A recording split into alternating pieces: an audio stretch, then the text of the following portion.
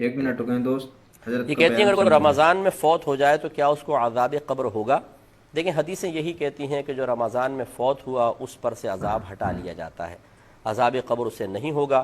اب بعض اوقات ایسا ہوتا ہے کہ کوئی بہت زیادہ گناہ گار ہیں معروف، وہ رمضان میں فوت ہو جائے تو ہمارے لوگ وہی بات کہ وہ سمجھتے ہیں کہ شاید اس کی کثرت سے گناہ کی وجہ سے، اعلانیہ گناہ کی وجہ سے اللہ تعالیٰ پر یہ ایک ایسا اثر مرتب کر چکا ہے کہ اللہ اس سے ناراض ہو چکا ہے اور اب اس کی بخشش مغفرت ہو نہیں سکتی۔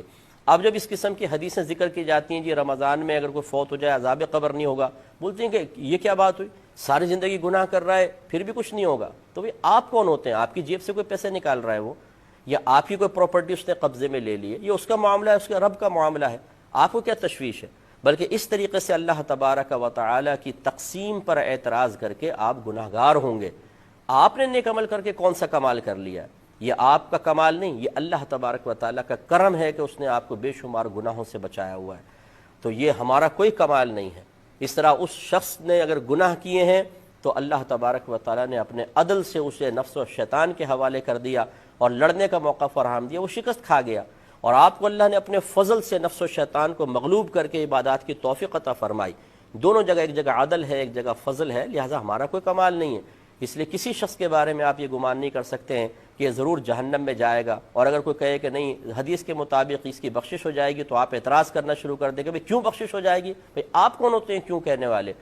آپ اگر یہ کہنا چاہتے ہیں کہ معاذ اللہ ثم معاذ اللہ، پھر تو یہ ناانصافی ہوگی کہ میں نیک عمل کر رہا ہوں، وہ گناہ کر رہا ہے، وہ بھی بخشا جائے میں بھی بخشا جاؤں، یہ تو اللہ تعالیٰ کی ناانصافی ہے۔ آپ کون ہوتے ہیں حکم لگانے والے اللہ تبارک و تعالیٰ پر؟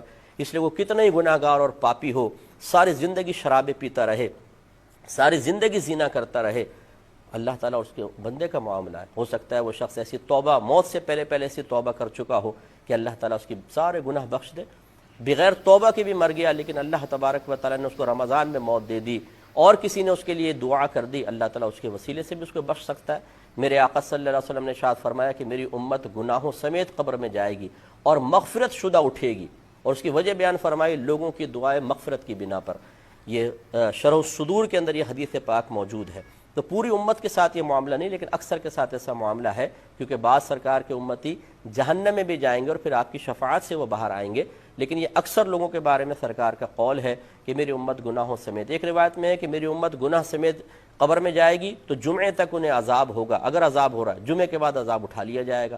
یہ تو میری اللہ کی مرضی ہے نا، تو اس طریقے سے ہمیں اللہ تعالیٰ کی تقسیم پر معترض نہیں ہونا چاہیے۔ اللہ نہ کرے، خدا نہ خواستہ آپ ابھی بڑے پپو ہیں، نیک ہیں، پرہیزگار ہیں، اور پھر آپ سے کوئی خطا ہو جائے تو اب آپ اپنے بارے میں کیا کہیں گے کہ ضرور آپ کی گرفت ہونی چاہیے، ضرور آپ کو رسوا ہونا چاہیے، ضرور بری موت آنی چاہیے، ضرور عذاب قبر ہونا چاہیے، ضرور میدان معشر میں آپ کو ذلیل کیا جانا چاہیے؟ نہیں، اپنے بارے میں کیا گمان کریں گے؟ اللہ تعالیٰ بخش دے تو اس کی مہربانی ہے، تو بس یہ دوسرے کے بارے میں رکھیں، وہ ہمارا مسلمان بھائی ہے یا بہن ہے، اگر ساری زندگی گناہ بھی کرتے رہے اس نے ہمارا تو کچھ نہیں بگاڑا، نہ اللہ کا اس نے بگاڑا ہے، ہاں اپنا بگاڑا ہے، اب اللہ کی مرضی ہے چاہے تو بخش دے۔ اس طرح کسی کو مایوس کرنے کی حاجت نہیں ہوتی ہے، نہ اس طرح کی سوچ بنائی۔